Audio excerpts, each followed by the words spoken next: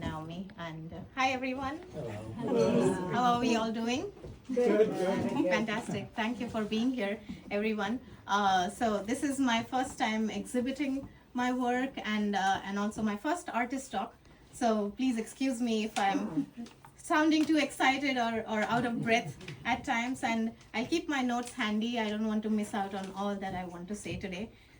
So I'd like to begin by sharing my gratitude with Naomi first. Thank you so much, Naomi, for really understanding the creative pulse of the community, the art community to be specific, and in general, people around you. You are so good at that, and such a phenomenal curator and artist yourself. So thank you again.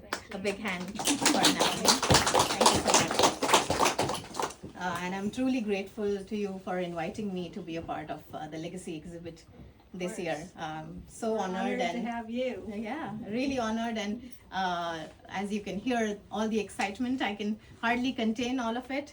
So heartfelt gratitude once again for uplifting the arts, and also what a thrill to share the space with such remarkable artists all around us, and those who have gathered here, those who haven't talked yet, but I'm truly grateful for your art and the inspiration that all of you bring through your art, especially through your stories that I'm listening to today. It has been really a moving experience, so thank you again. As a poet, it especially is a great deal to me to see poetry being recognized in this space with all the visual artworks, and to be held as an art form in its own right. Mm-hmm. And I'm very pleased to present to you Self-Portrait as Legacy in this unique form where poetry, visual work, and everyday objects are all in conversation with each other. So I'd definitely like to read my poem at the end of my talk, because I truly believe that poetry is innately oratory, and it comes to life in a very visceral way when it is voiced. So I hope you'll enjoy hearing it, as I'm sure you've already read it or glimpsed at it.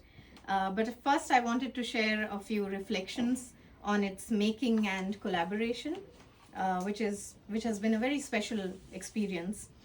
The theme itself, legacy, the word carries so much weight and value. For me, I'll say it arrived like this word with a suitcase, trying to pack everything in, and something that is not meant for a short stay, so harder to pack into. But I'll say that interestingly enough, it wasn't the only suitcase I was carrying. I happened to be visiting my home country, which is India, when I began working on this poem. And I feel there's so much all of us are already carrying as immigrants when we are going back and forth between our dual lives, or multiple lives that we lead. So for me, that time being with family, walking around the neighborhoods in the city that I have grown up in, eating or watching my mom or my mother-in-law or my aunt cook my favorite food, smelling all of that food. So it was a very sensory experience in general, and just noticing things that I might have overlooked otherwise. This theme, legacy, it became sort of a portal for me, allowing me to enter into this space where I can listen and see and hear more deeply to all the stories around me, and to all the things that are passed down to us as we experience life. So the poem grew out of that shift in perspective, and from thinking about what we absorb without always naming it, even the silences, the grief, the resilience. And as a poet, as a South Asian woman, as a daughter, as an immigrant, I think of writing as a way of noticing these layers, and how they carry a kind of universality across cultures and time. So when my poem, in one of the lines, says, "Let me know if you find yourself in these lines," it really invites a deeper reflection from each of us. And I'm sure you will all agree with me that creating something on this theme, the artists here will agree that creating something on this theme was a fun but challenging experience. So thank you again, Naomi, for that weightlifting that all of us had to do with the theme. But for me, I felt writing was my own way of mapping internalized legacy. And I began with the idea of working on a prose poem initially, but it evolved into this couplet-like structure to hold a sense of continuity and lyrical fluidity, which I hope the poem in its physical shape and form as a scroll also reflects, flowing downwards like a river as it opens up, and alluding to how older manuscripts or texts in the ancient times in India were preserved and were passed on as legacies, as living legacies, I'd say, in the form of passing on memory or knowledge to each other. Coming to the collaborative aspect of it, so as you can see, this is a collaborative installation. The stunning visual art that you see here embracing the poetic scroll is created in response to the poem by my co-artist Hargun Mahal Man, who could not be with us today. But just to share a little bit about her, I'm so grateful for her collaboration over here. And it's not just for the collaboration, but for how Hargun has entered into this conversation with the poem, bringing another form of perception to it through the use of colors, the shades of blue that you see here down below, with such delicate patterns and very gentle brush strokes. And what I personally love about this diptych art is that it doesn't illustrate the poem, but rather listens to it in its own way. And together, the poem and the painting open up different ways of entering the same space of thought. And as we thought about how we wanted to present the work, we included everyday objects, small treasures that remind us that legacy isn't always abstract. It often lives in what we use, what we touch, what we consume, and return to without ever thinking about it. So I'd like you to experience our art piece as a whole, like a thali, which the poem refers to.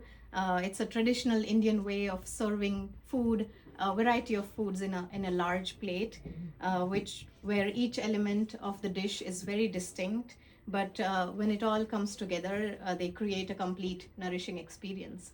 So I hope you will find the same nourishing experience when you visit this art piece as well. And with that, it wouldn't be complete without the poem being read aloud. So here goes.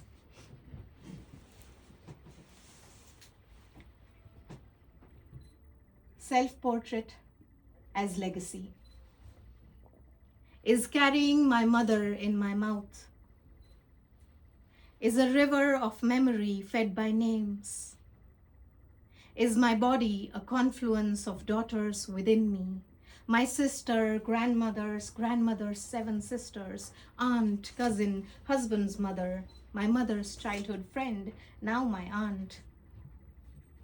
I have fallen asleep again, this time on my Aji's soft cotton sari. I keep falling asleep where softness lives, in the folds of letters my sister once wrote to me, in the lost poems my grandfather wrote to his daughter, in well-loved stainless steel cups and spoons passed from one home to another land across the ocean. When I go home, I take notes of all sorts. How to make mother's mango panha and caramel pudding. Home remedies for hair fall and hot flashes when the body is in perimenopause. For grief that sits like a beast in the cracks of my chest. For love that holds gently, tender, like new skin. For how to lay the thali clockwise, salt, spice, sweet and warmth. How to begin with prayer before the first taste. While watching her favorite series, Mother shells 1,000 sprouted mung beans, grinds a rough coconut paste to make Maharashtrian curry. Each bean in the bowl so shiny you could mistake it for a pearl, more precious than the dainty dangling jhumkas my great-grandmother left for me, now safe in the bank locker.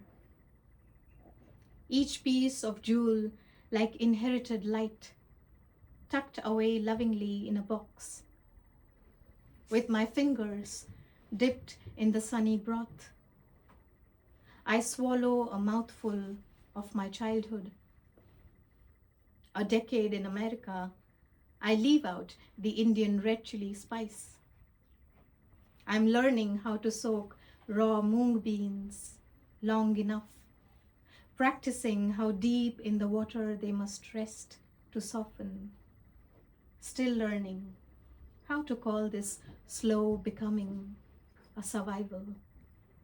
Like writing this poem helps me survive. Let me know if you find yourself in these lines. Read this somewhere. Share this across the ether. I have so much more to offer. Let this be a gift for you.